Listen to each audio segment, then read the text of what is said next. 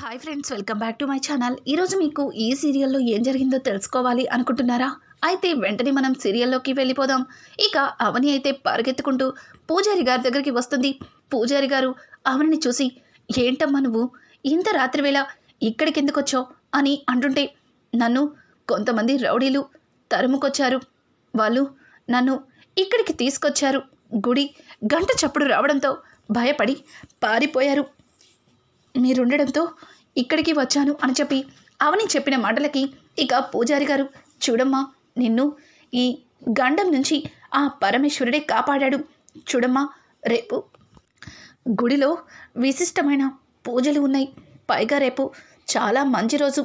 నువ్వు ఈ పూజల్లో పాల్గొంటే నీకంతా మంచి జరుగుతుంది అని చెప్పి ఇక పంతులు గారైతే అవనితో చెప్తారు. అవని గుడిలోకి రావడానికి ఆలోచిస్తుంటే పంతులు గారు లోపల నుంచి అమ్మవారి చీరని తీసుకొచ్చి అవని చేతిలో పెట్టి, చూడమ్మా, ఈ చీరని ఆ కోనేటిలో స్నానం చేసి కట్టుకో. తర్వాత గుడిలో నువ్వు ఆ పరమేశ్వరుడికి సేవ చెయ్యి.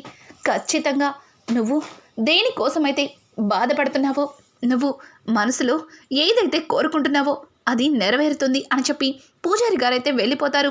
ఇంకా అవని అయితే గుడి మొత్తాన్ని కూడా పువ్వులతో అందంగా డెకరేట్ చేస్తూ ఉంటుంది.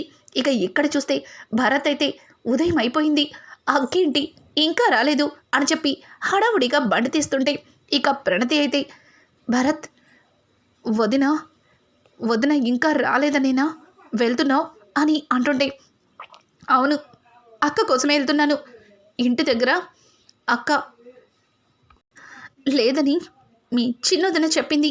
కానీ వాళ్ళే అక్కని ఎంతలా అవమానించుంటారో, ఇంటికి కూడా రాలేదని భరత్ మాట్లాడుతూ ఉంటే ఆ మాటలకి ఇక ప్రణతి అయితే, ఒక్కసారి ఫోన్ చేస్తే అని అంటుంటే, నిన్న ఆవిడ చాలా పొగరుగా చెప్పింది, ఇంకొకసారి ఫోన్ కూడా చెయ్యొద్దని. మళ్ళీ ఆవిడికి ఎలా చేస్తాను? అక్కని వెతికి నేను తీసుకొస్తాను అని చెప్పి భరత్ అయితే ఇక ఊరంతా వెతకడం మొదలు పెడతాడు. అలాగే ఇంకా ప్రణతి కూడా, వదిన ఇంటి నుంచి వచ్చేసి ఇక్కడికి రాకుండా ఎక్కడికి వెళ్ళుంటుంది? మొన్ననే వదిన్ని ఎంతలా అవమానించారో నాకు తెలియంది కాదు. ఇప్పుడు కూడా వదిన్ని అట్లాగే అవమానించి ఉంటారు. వదిన ఎంతగా బాధపడిందో, కనీసం ఇంటికి కూడా రాలేదు. వదినని ఎక్కడ ఉంటుందో నాకు బాగా తెలుసు అని చెప్పి ప్రణతి అయితే ఇక గుడి దగ్గరికి బయలుదేరుతుంది. ఇంతలో గుడికైతే పార్వతి, రాజేంద్ర, అక్షయ్ ఆరాధ్యని తీసుకుని వస్తారు. ఇంకా పార్వతి అయితే, ఏవండి, నేను ఈ పెళ్ళికి రాలేనండి, నేను ఎంత రానన్నా నన్ను బలవంతంగా తీసుకొచ్చారు అని చెప్పి ఇక పార్వతి మాట్లాడుతూ ఉంటే, రాజేంద్ర, చూడు పార్వతి, మన కూతురు తప్పు చేసిందని, మన కూతురు వల్ల మనం అవమానపడ్డామని అందరికీ తెలుసు. ఇంకా ఇంకా మొహం దాచుకుని ఇంట్లోనే ఉంటే చూడు, చెప్పుకునేవాళ్ళు చెప్పుకుంటూనే ఉంటారు. నా మాట విను, నాతో రా అని చెప్పి ఇక పార్వతిని తీసుకుని పైకి వెళ్తూ ఉంటే కరెక్ట్గా గుడి దగ్గర అవని కనిపిస్తుంది.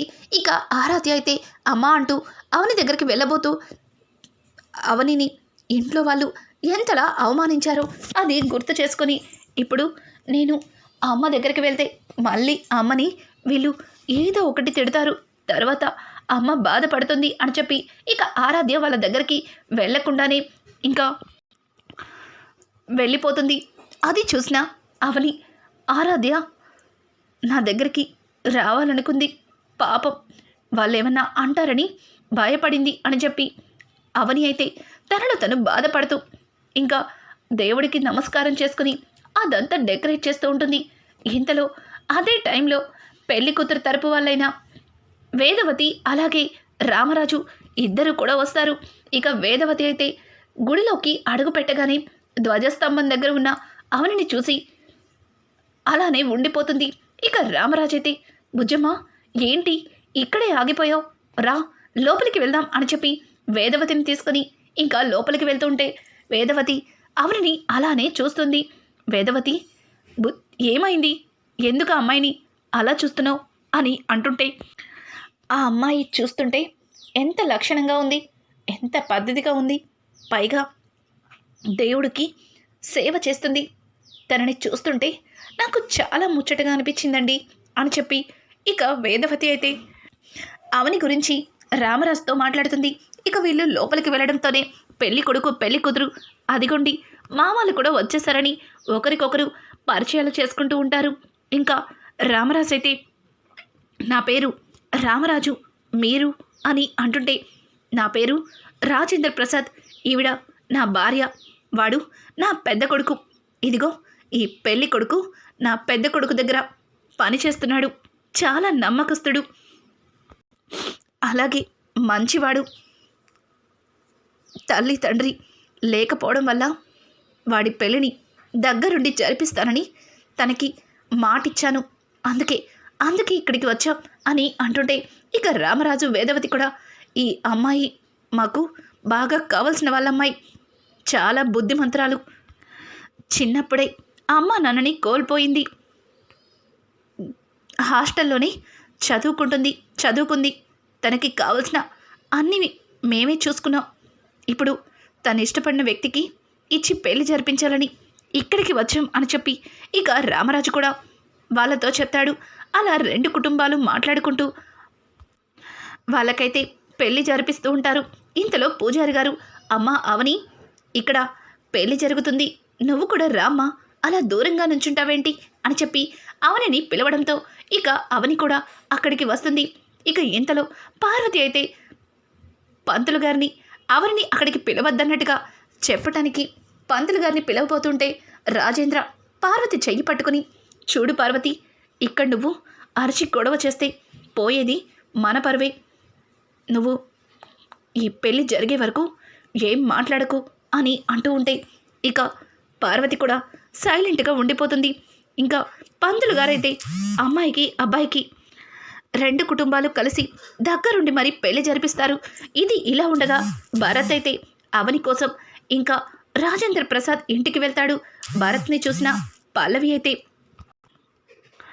ఏయ్ మా ఇంటికి ఎందుకు వచ్చావు అని అడుగుతుంటే దానికి భరత్ అయితే, చూడండి నేనేమి మీ ఇంట్లో ఉండడానికి రాలేదు, మా అక్కని తీసుకెళ్ళడానికి వచ్చాను అని అంటుంటే, ఏం మాట్లాడుతున్నావు, మీ అక్క ఇక్కడ ఎందుకుంటుంది, రాత్రే కదా వెళ్ళిపోయింది అని అంటుంటే, చూడండి మీరు అబద్ధం చెప్తున్నారు, మా అక్క ఆరాధ్య పుట్టినరోజు కోసం ఇక్కడికి వచ్చింది, తరువాత ఇంటికి రాలేదు, మర్యాదగా మా అక్క ఎక్కడుందో చెప్తారా లేదా అని అంటూ ఉంటే దానికి పల్లవి, ఏంటి బ్లాక్మెయిల్ చేస్తున్నావు, మీ అక్కేమి ఇక్కడ లేదని చెప్పాం కదా అని మాట్లాడుతూ ఉండగా ఇంతలో శ్రేయ కూడా వస్తుంది. శ్రేయ, ఎంత ధైర్యం నీకు, మా ఇంటికి వస్తావా అని చెప్పి శ్రేయ అయితే భరత్ మీద విరుచుకుపడుతుంటే, చూడండి నేను మీ ఇంటికి కావాలని రాలేదు, మా అక్కని తీసుకెళ్తానికే వచ్చాను అని చెప్పి మాట్లాడుతూ ఉండగా ఇంతలో కమల్ అక్కడికి వచ్చి, భరత్ ఏంటి ఇక్కడే ఆగిపోయావు, లోపలికి రా అని అంటూ ఉంటే ఇక పల్లవి, కమల్ బావా ఏం చేస్తున్నావు, తనేమి ఈ ఇంటికి అల్లుడు కాదు, లోపలికి తీసుకొచ్చి మర్యాదలు చేయడానికి అని అంటుంటే ఇక పక్కన ఉన్న శ్రీకర్ అయితే, అదేంటి పల్లవి అలా మాట్లాడుతున్నావు, తను ఈ ఇంటికి అల్లుడే, నువ్వు మర్చిపోయావేంటి, తను మన ప్రణతికి భర్త, మరి ఈ ఇంటికి అల్లుడే కదా, అల్లుడికి చెయ్యవలసిన మర్యాదలు చెయ్యాలి కదా అని అంటూ ఉంటే ఇక పక్క నుంచి శ్రేయ, చూడండి తనేమి అత్తయ్య మావయ్య ఇష్టపడి మన ప్రణతితో పెళ్లి జరిపించిన వ్యక్తి కాదు, తను మన ప్రణతి మెడలో బలవంతంగా తాళి కట్టాడు, అట్లాంటి వ్యక్తి ఈ ఇంటికి అల్లుడెలా అవుతాడు అని చెప్పి అందరూ కూడా భరత్ని అవమానిస్తారు. ఇక శ్రీకర్ని, చూడండి నేను మీరేదో మర్యాదలు చేస్తారని నేను ఇక్కడికి రాలేదు, మా అక్కని తీసుకెళ్తానికి వచ్చాను, మా అక్క ఎక్కడుందో చెప్పండి అని అంటుంటే ఇక కమల్ అలాగే శ్రీకర్ ఇద్దరూ కలిసి, అదేంటి వదిన ఇంటికి రాలేదా, వదిన రాత్రే కదా వచ్చేసింది అని చెప్పడంతో ఒక్కసారిగా భరత్ కంగారు పడతాడు. ఏంటి అక్క ఇంటికి బయలుదేరిందా, మరి ఇంతవరకు ఇంటికి రాలేదేంటి అని చెప్పి భరత్ భయపడుతుంటే భరత్తో పాటు కమల్ అలాగే శ్రీకర్ కూడా భయపడతారు. ఇంట్లో వాళ్ళందరూ కలిసి వదిన్ని ఇష్టం వచ్చినట్టు మాట్లాడారు, వదిన బాధపడింది, వదిన ఈ బాధతో లేదు వదిన ఎప్పుడు కూడా అట్లాంటి తొందరపాటు నిర్ణయం తీసుకోదు, అన్నయ్య ఎలా అయినా సరే వదిన్ని వెతకాలి అని చెప్పి ఇక ముగ్గురు కూడా తలా వైపు వెళ్తారు. ఇక్కడ చూస్తే ప్రణతి గుడి దగ్గరికి ఆటోతో వస్తుంది. ఇక గుడి దగ్గరికి దిగి ఖచ్చితంగా వదిన ఎక్కడే ఉంటుంది, తను బాధపడిన ప్రతిసారి వదిన ఈ గుడిలోనే కూర్చుంటుంది అని చెప్పి ఇక ప్రణతి అయితే గుడి లోపలికి వెళ్తూ ఉండగా అదే టైంలో అవని అయితే ప్రణతిని చూస్తుంది. ప్రణతి ఏంటి ఇప్పుడు వస్తుంది అని చెప్పి ఇక కంగారుగా అవని కిందకి దిగుతుంది. ఇంతలో పంతులు గారైతే చూడండి, మీ పెళ్ళి ఏ ఆటంకం లేకుండా సవ్యంగా జరిగింది. అలాగే మీ నిండు నూరేళ్ల జీవితం సంతోషంగా ఉండాలి అంటే, మీరు కోరికన్న కోరికలు తీరాలంటే ఇదిగోండమ్మా ఈ ముడుపుని అదిగో ఆ చెట్టుకు కట్టండి, ఖచ్చితంగా మీరు కోరిన కోరికలు తీరుతాయి అని చెప్పి పూజారి గారైతే ఇక ఆ కొత్త జంటకి ముడుపునైతే ఇస్తుంది. అది చూసిన ఆరాధ్య అయితే ఆ ముడుపు కడితే నిజంగానే కోరిన కోరికలు తీరుతాయా పూజారి గారు అని చెప్పి పంతులు గారిని అడగడంతో ఇక పంతులు గారు అవును తల్లి, ఖచ్చితంగా ఏదైతే కోరుకున్నారో ఆ కోరికలు తీరుతాయి. ఇదిగో కావాలంటే నువ్వు కూడా స్కూల్కి ఫస్ట్ రావాలని కోరుకో, ఖచ్చితంగా నీ కోరిక నెరవేరుతుంది అని చెప్పి ఇక ఆరాధ్యతో పంతులు గారు మాట్లాడతారు. పంతులు గారు చెప్పినట్టు ఆరాధ్య కూడా ముడుపుని కట్టాలి అనుకుంటుంది. ఇంతలో రామరాజు, వేదవతి, అక్షయ్ని చూస్తారు. ఇక పార్వతి అయితే ఏంటండి అలా చూస్తున్నారు, వాడు నా పెద్ద కొడుకు, ఇదిగో వాడి కూతురు ఆరాధ్య అని చెప్పడంతో మరి ఈ బుడ్డదాని అమ్మ ఎక్కడుంది అని చెప్పి ఇంకా వేదవతి అడగడంతో దానికి పార్వతి అయితే కాసేపు తడబడుతూ తను అంటుంటే ఏమైందండి, ఆవిడ రాలేదా అని అడగడంతో అవును, తను వేరే పని మీద ఊరెళ్ళింది, అందుకే రాలేకపోయింది అని చెప్పి పార్వతి అయితే వాళ్ళతో చెప్తుంది. ఇక వేదవతి అయితే పాప చాలా ముచ్చటగా ఉంది అని ఇక ఆరాధ్యని ముద్దులాడుతుంది. ఆరాధ్య మాత్రం చెట్టుకి తను ముడుపు కట్టాలని పంతులు గారి దగ్గరికి వెళ్ళి ఒక ముడుపుని అడిగి తీసుకొని దాన్ని తీసుకెళ్ళి చెట్టుకి కట్టాలని ప్రయత్నిస్తుంది. కానీ చెట్టు అందకపోవడం వల్ల ఆరాధ్య చాలా ఇబ్బంది పడుతుంది. ఇదేంటి, ఈ ముడుపుని చెట్టుకి కట్టలేకపోతున్నాను, ఇప్పుడు నా కోరిక తీరదా అని చెప్పి ఆరాధ్య బాధపడుతుంటే ఇంతలో ఇంకా వేదవతి అలాగే రామరాజు ఇద్దరు కూడా ఆరాధ్య ఏంటి చెట్టుకి ముడుపు కట్టడానికి చాలా ఇబ్బంది పడుతున్నావు అని అంటుంటే అవును తాతయ్య, ఈ చెట్టుకి ముడుపు కడదామని ఎంతలా ప్రయత్నిస్తున్నా చెట్టు నాకు అందట్లేదు అని అంటూ ఉంటే ఇక వేదవతి అలాగే రామరాజు ఇద్దరూ కలిసి ఆరాధ్యని ఎత్తుకుని దగ్గరుండి మరి ముడుపు కట్టిస్తారు. ఆ తర్వాత రామరాజు అయితే ఆరాధ్యని దగ్గరికి తీసుకొని బుజ్జి తల్లి, చెట్టుకి ముడుపు కట్టావు, ఏం కోరుకున్నావు దేవుణ్ణి అని అంటూ ఉంటే మా అమ్మ నాన్న ఎప్పుడు కూడా కలిసి సంతోషంగా ఉండాలి అని చెప్పి ఇక ఆరాధ్య మాట్లాడుతుంటే ఆ మాట విన్న రామరాజు అదేంటమ్మా అలా మాట్లాడుతున్నావు, వాళ్ళిద్దరూ కలిసే ఉన్నారు కదా, మీ అమ్మ ఊరెళ్ళింది అంతే అని చెప్పడంతో లేదు మా అమ్మ ఊరు వెళ్ళలేదు, మా అమ్మ ఇక్కడే ఉంది, నానమ్మ మీకు అబద్ధం చెప్పింది, మా అమ్మ నాన్న విడిపోయారు, నానమ్మ అమ్మని ఇంటి నుంచి పంపించేసింది అని చెప్పి ఇక ఆరాధ్య అయితే తన ముద్దు మాటలతో రామరాజుకి అలాగే వేదవతికి చెప్పడంతో ఇద్దరు కూడా షాక్ అయిపోతారు. అదేంటండి, అమ్మాయి ఎదురుగుండానే కనిపిస్తున్నా ఆవిడ అంత పెద్ద అబద్ధం ఎలా చెప్పింది, అసలు ఏమై ఉంటుంది, ఒక్కసారి తనతో మాట్లాడి చూద్దామా అని చెప్పి వేదవతి అలాగే ఇంకా రామరాజు ఇద్దరు కూడా అవనితో మాట్లాడడానికి అవని దగ్గరికి వెళ్తారు. ఇక అవని అయితే ప్రణతితో మాట్లాడుతూ ప్రణతి నువ్వెందుకు వచ్చావు ఇక్కడికి, నేనే వచ్చేస్తాను కదా అని అంటుంటే వదిన నువ్వు ఇంటికి రాకుండా గుడిలో ఉన్నావంటే అప్పుడే అర్థమవుతుంది నిన్ను ఇంట్లో అందరూ ఎంతలాగా అవమానించారో, ఎన్నేసి మాటలు అన్నారు అని అంటుంటే దానికి అవని లేదు ప్రణతి, ఎవ్వరూ నన్ను ఏది అనలేదు, ఈరోజు గుడిలో విశిష్టమైన రోజంట, అందుకే గుడిలో పూజలు జరుగుతుంటే సహాయంగా ఇక్కడ ఉన్నాను అని అంటుంటే చాలు వదిన, ఇప్పటికే నా వల్ల చాలా మాటలు పడ్డావు, ఇంకా ఇంకా అవమానపడకు. నేను ఇప్పుడే వెళ్ళి అందరికీ నిజం చెప్పేస్తాను. భరత్కి నాకు పెళ్ళి కాలేదు. నేను ఒక అబ్బాయిని ప్రేమించాను. తన వల్ల ప్రెగ్నెంట్ అయ్యాను. నన్ను నన్ను నేను ప్రేమించిన వ్యక్తిని కలపడానికి వదిన భరత్తో నాకు పెళ్ళైనట్టు మీ అందరి ముందు అబద్ధం చెప్పిందని ఇప్పుడే వెళ్ళి అందరికీ నిజం చెప్తాను అని చెప్పి ఇక ప్రణతి అయితే అవనితో అంటుంటే, అవని, ప్రణతి, నీకేమన్నా పిచ్చి పడిందా? పెళ్ళి కాకుండానే తల్లివయ్యావన్న నిజం వాళ్ళకి తెలిస్తే ఎంతలా బాధపడతారో నీకు తెలీదా? చూడు, నువ్వేం తొందరపడకు. సమయం వచ్చినప్పుడు అందరికీ నేనే చెప్తాను. నా మాట విను అని చెప్పి ఇక అవని అయితే ప్రణతితో చెప్తుంది. అదంతా విన్న రామరాజు అయితే, అదిగో చూసావుగా, ఆ అమ్మాయి ఇంటి నుంచి వచ్చేయడానికి కారణం అది సంగతి. ఆడపడుచు జీవితాన్ని కాపాడడం కోసం తన జీవితాన్ని బలంగా పెట్టుకుంది. ఆడపడుచుని అలాగే తను ప్రేమించిన వ్యక్తిని కలపడం కోసం కుటుంబంలో వాళ్ళకి దూరం అయ్యింది అని చెప్పి ఇక రామరాజు అయితే వేదవతితో చెప్తాడు.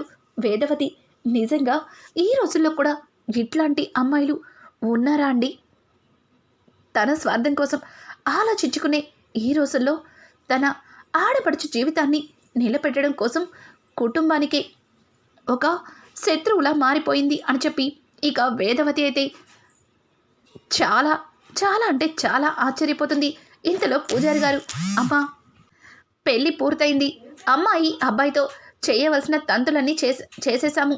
ఇంకా పెద్దవాళ్ళ దీవెనలు కూడా తీసుకోండి అని చెప్పి ఇంకా పంతులు గారు చెప్పడంతో పెళ్లి కూతురు వచ్చి రామరాజు అలాగే వేదవతిని బాబాయ్, పిన్ని రండి అని పిలవడంతో ఇక వాళ్ళైతే అక్కడికి వెళ్తారు. ఇక రెండు కుటుంబాల వాళ్ళు పూజారి గారితో మాట్లాడుతూ ఉండగా ఇంతలో అవని ప్రణతిని తీసుకుని అక్కడికి వస్తుంది. ఇంకా భరత్ అలాగే కమల్, శ్రీకర్ కూడా అక్కడికి వస్తారు. వదిన, నువ్వు ఇక్కడే ఉన్నావా? నీకోసం మొత్తం వెతికాము అని అంటుంటే ఇక భరత్ అయితే, అక్క, నువ్వు బాగానే ఉన్నావు కదా? వీళ్ళందరూ కలిసి నిన్ను ఎన్నేసి మాటలు అన్నారో, నువ్వు ఎంతగా బాధపడ్డావో, ఇంటికి కూడా రాలేదు, ఇక్కడే ఉన్నావు అని చెప్పి ఇంకా భరత్ మాట్లాడుతూ ఉంటే పార్వతి మాత్రం, ఏంటి మీ అక్కని మేమందరం కలిసి అవమానించామా? తను చేసిన దానికంటే మేం చేసింది చాలా తక్కువ. 20 ఏళ్ళు కని పెంచిన మా కూతుర్ని మా నుంచి దూరం చేసింది. ప్రేమ అనే మాయలో నా కూతురు పడేలా చేసింది. చివరికి ఎందుకు పనికిరాని నీలాంటి వాడికిచ్చి పెళ్లి జరిపించింది. ఎంతకంటే ఇంకేం కావాలి అని చెప్పి పార్వతి అయితే ఇక అవనిని నిందిస్తుంటే, అవని, అత్తయ్య, మీరు ఒక్కసారి నేను చెప్పేది అని అంటుంటే, చాలు, ఇంకా ఏం చెప్తావు? ఇప్పటికే మా పరువు తీసేసావు. నా కూతురి పెళ్లిని చెడగొట్టావు.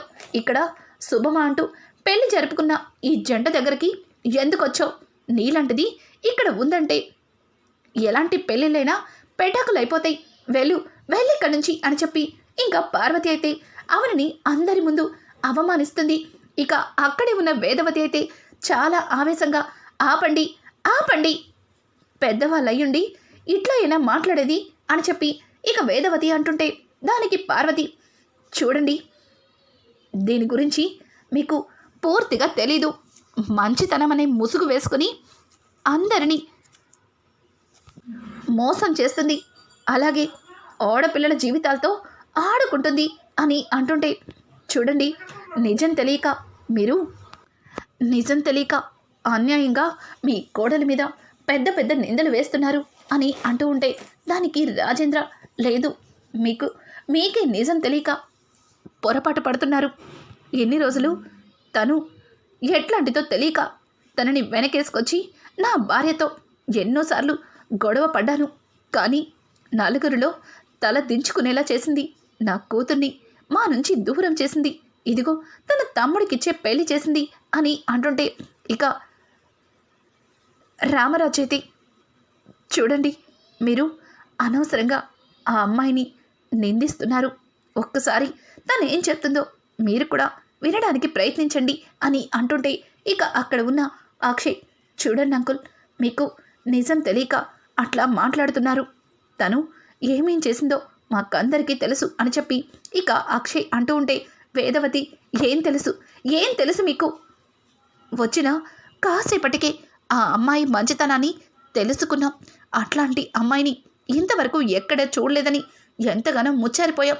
కానీ ఆ అమ్మాయిని ప్రేమించి పెళ్లి చేసుకున్నావు. తన గురించి అన్నీ తెలిసినట్టు మాట్లాడుతున్నావు. అసలు తను మీ అందరి ముందు దోషిలా నిలబడ్డానికి కారణమేంటో మీకు తెలుసా? మాట్లాడితే తన తమ్ముడికిచ్చి నీ చెల్లెల జీవితాన్ని పెళ్లి చేసి నీ చెల్లెల జీవితాన్ని నాశనం చేసిందంటూ తన మీద నిందలు వేస్తున్నారు. అసలు తన తమ్ముడికి నీ చెల్లెలకి పెళ్ళే కాలేదు అని చెప్పడంతో ఒక్కసారిగా పార్వతి, వేదవతి ఏం మాట్లాడుతున్నావు? నా కూతురికి తన తమ్ముడితో పెళ్లి జరగలేదా అని అంటుంటే పక్కన ఉన్న రామరాజు, వేదవతి నువ్వు అనవసరంగా ఆవేశపడుతున్నావు. లేదండి, నేనేం ఆవేశపడట్లేదు. వీళ్ళందరికీ నిజం చెప్తున్నాను. తను చెప్పవలసిన నిజాన్ని నేను చెప్తున్నాను. తను మీ అందరితో మాట్లాడాలని, మీకు నిజం చెప్పాలని ఎంతగానో ప్రయత్నిస్తుంది. కానీ ఆ అమ్మాయిని మాట్లాడిస్తున్నారా? అసలు తను చెప్పవలసిన విషయాన్ని చెప్పనిస్తున్నారా? తనే గని లేకపోతే ఈరోజు మీ కూతురు మీ కళ్ళ ముందు ప్రాణాలతో బ్రతికుండేదే కాదు, నీ కూతురు చచ్చిపోవాలి అనుకుంది. కానీ ఆ అమ్మాయి నీ కూతురి ప్రాణాలని కాపాడి మీ కళ్ళ ముందు నించోపెట్టింది. తన తమ్ముడు జీవితం పాడవుతుందని తెలిసి కూడా నీ కూతురితో పెళ్లి జరిగినట్టు అబద్ధం చెప్పింది అని అంటుంటే ఏం మాట్లాడుతున్నారు? తన తమ్ముడు జీవితం ఎందుకు పాడవుతుంది? నా కూతుర్ని పెళ్లి చేసుకున్నాడు కదా, తనతో పాటు కోట్ల ఆస్తి వస్తుందని ఆశపడుతున్నాడు అని అంటుంటే, చూడండి, మీ ఆస్తి కోసం నిజంగానే తన తమ్ముడితో పెళ్లి జరిపించి ఉంటే తను మీ నుంచి ఇలా దూరంగా ఎందుకుండేది? మీతో గొడవపడి అక్కడే ఉండేది కదా. కానీ తను అట్లాంటి తప్పు చేయలేదు. ఇంకొక మాట, నీ కూతురు పెళ్ళి కాకుండానే తల్లయ్యింది. తన కడుపులో బిడ్డ ఉందనే విషయం మీకెవ్వరికీ చెప్పుకోలేక చచ్చిపోవాలి అనుకుంది. కానీ తన కడుపులో బిడ్డని కాపాడి తన జీవితాన్ని నిలబెడతానని మాటిచ్చింది. అట్లాంటి మంచి వ్యక్తి గురించి మీరిలా తప్పుగా ఆలోచించి తనని బాధ పెడుతున్నారు అని చెప్పి ఇక వేదవతి అయితే అవని గురించి, అలాగే అవని ప్రణతి విషయంలో ఏదైతే చేసిందో జరిగిందంతా కూడా పార్వతికి రాజేంద్రకి చెప్పడంతో ఒక్కసారిగా పార్వతి రాజేంద్ర కుప్పకూలిపోతారు. ఇక అక్షయ్ అయితే ప్రణతి దగ్గరికెళ్ళి, ప్రణతి వాళ్ళు చెప్పింది నిజమా? భరత్కి నీకు పెళ్ళి జరగలేదా అని అంటుంటే, అవునన్నయ్య, భరత్ నన్ను పెళ్ళి చేసుకోలేదు వదినా. నేను కడుపుతో ఉన్న నిజాన్ని మీ అందరికీ చెప్పి మిమ్మల్ని బాధ పెట్టలేక భరత్తో నాకు పెళ్లి జరిగినట్టు అబద్ధం చెప్పింది. నన్ను ప్రేమించినవాడు నన్ను మోసం చేశాడు. నా జీవితాన్ని నాశనం చేసి నా నుంచి దూరంగా వెళ్ళిపోయాడు. వాడి కోసమే వదిన, అలాగే తన తమ్ముడు భరత్ వెతుకుతున్నారు. కానీ అదేది మీకు తెలియక వదిన్ని నిందించారు. నా జీవితాన్ని కాపాడడం కోసం నన్ను పెళ్లి చేసుకున్నట్టు నా పక్కన నిలబడిన భరత్ని నాన్న కొట్టాడు, తిట్టాడు, అవమానించారు. ఇక చాలు, ఇంతవరకు జరిగింది చాలు. నేను తప్పు చేశాను. మీరు కొట్టాలన్నా తిట్టాలన్నా నన్ను కొట్టండి, వదిన్ని మాత్రం ఏమీ అనద్దు అని చెప్పి ఇక ప్రణతి అయితే జరిగిందంతా కూడా గుడిలో అందరి ముందు చెప్తుంది. ఒక్కసారిగా నిజం విన్న పార్వతికి గుండె పగిలినంత పనవుతుంది. ఇక రాజేంద్ర అయితే అవని దగ్గరికి వెళ్ళి, అమ్మా అవని, నువ్వు నా కుటుంబాన్ని, నా కుటుంబంలో మనుషులకి మంచి చేయాలని చూస్తున్నావు. కానీ అదేది తెలియక నిన్ను చాలా రకాలుగా అవమానించాం, నిందించాం. మమ్మల్ని క్షమించవా అని చెప్పి ఇక రాజేంద్ర అలాగే పార్వతి ఇద్దరు కూడా అవరిని క్షమాపణలు అడుగుతారు. ఇక రానున్న ఎపిసోడ్స్లో ప్రణతిని ప్రేమించి మోసం చేసిన వ్యక్తిని ఎలా పట్టుకుంటారు? ఇట్లాంటి లేటెస్ట్ ఎపిసోడ్స్ మీకు ముందుగా తెలియాలి అనుకుంటే మా ఛానల్ని సబ్స్క్రైబ్ చేసుకోవడం మాత్రం మర్చిపోకండి. Thanks for watching. Hi friends, welcome back to my channel. ఈరోజు మీకు ఈ సీరియల్లో ఏం జరిగిందో తెలుసుకోవాలి అనుకుంటున్నారా? అయితే వెంటనే మనం సీరియల్లోకి వెళ్ళిపోదాం. ఇక అవని అయితే పరిగెత్తుకుంటూ పూజారి గారి దగ్గరికి వస్తుంది.